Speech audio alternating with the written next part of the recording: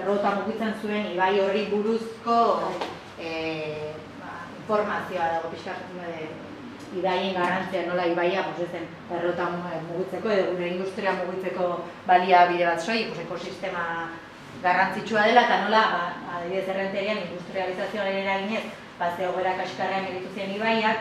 eta nola, azken urtetako kudeaketari esker, nola, hobetzen ari diren ekosistema horiek, konturatu behalako adibidez, basoak zaintzen baditugu, ibaien egoera ere hobea dela, eta nola poliki-poliki Oiartzun ibaira multatzen ari diren, adibidez, desagertuta zeuden izokinak, edo muturluzea, edo bisoia, espeziak desagertuta zeudela kutsaduragatik, eta ibaian zehar jarritako hainbat presa guzti horien batik, adibidez,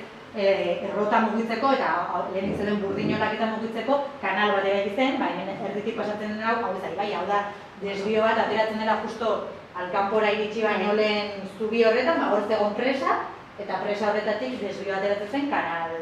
kanal hau basetzeko, eta presa horrek azkenean izokinaren zat, ikusi behar dula ibaian gora eta bera, oztopo bada. Eta orduan, izokinak gara batean, desagertu ziren Oiartzun ibaitik, eta orain badira urte batzu berriro izokinak ikusten ari dira, eta hemen Oiartzun ibaian, hemen Errenteriko basoak.